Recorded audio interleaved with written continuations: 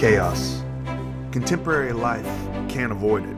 In the age of unlimited video capture, a little bit of drama just won't do. We need access to the entire world's calamity at the end of our arm. Everything surprising, provoking, and revolting is continually streamed into our phones and then forwarded along in hopes of sparking the comment thread. Our brains are wired to be distracted by the sensational and to give precedence to the immediate. With a never-ending flow of drama, it's no wonder we have a difficult time staying positive and present. And is it any wonder we also rarely pursue our dreams? It's not that dreams are impossible, it's just that they don't have time for cognitive riffraff. We need the ability to focus and stay focused if we're ever going to turn our dreams into reality. Now, traditionally, goals have given us the power to turn our desires into targets that we can hit. They allow us to create clarity and structure to focus our time and energy.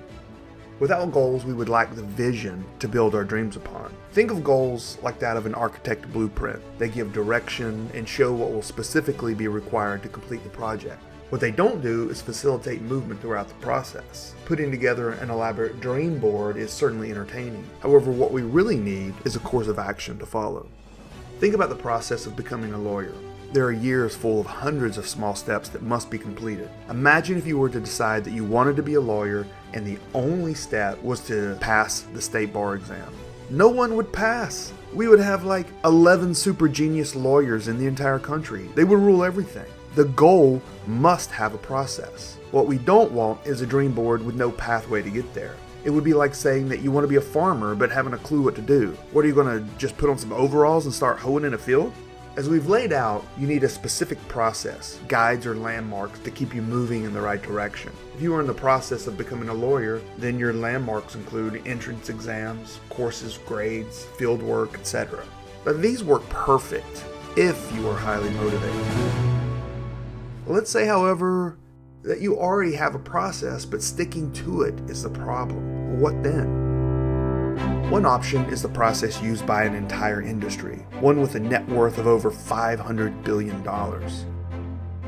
That industry is professional sports.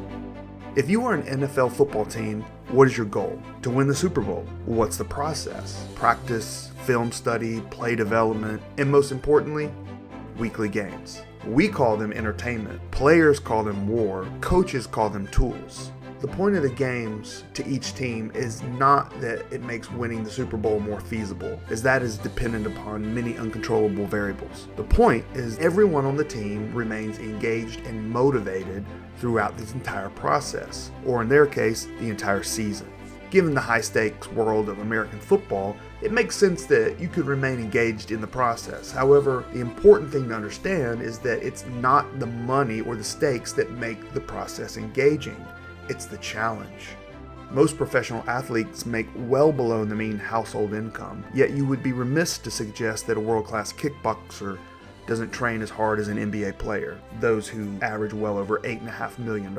In fact, challenge is the essence of life. That's why we watch the football games, to experience the challenge. We play checkers or chess or go fish because there's an immediate challenge in front of us. We listen to stories because we want to hear about an individual who overcomes a challenge. Many even get into relationships because of the challenge of connecting with another individual.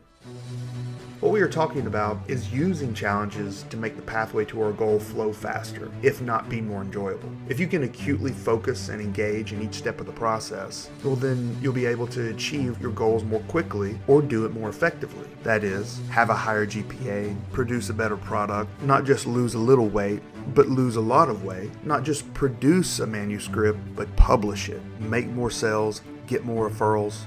That's what we're talking about. Step 1. Create a game. Every game has an objective, rules, and a challenge. Step 2.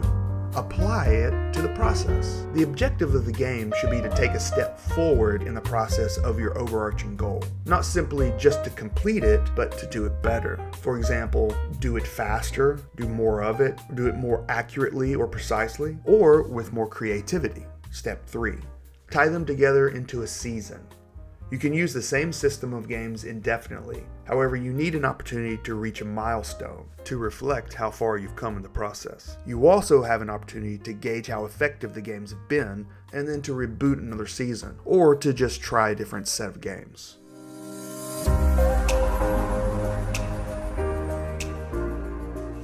Games as goals are designed as a means to an end. However, as is the case with most habits, sometimes the games become a part of our lifestyle. We may end up creating compulsive drives that weren't there before. Time and energy could be redirected into our little world of amusement. In the grand scheme of things, though, wouldn't it be nice to be a person who chooses their compulsive behaviors, as opposed to letting them choose us? Life would be more like rafting down a river versus up it. Of course, I suppose that's the whole point of having a goal in the first place. Existentially, we all believe in something transcendent, yet we don't always serve it.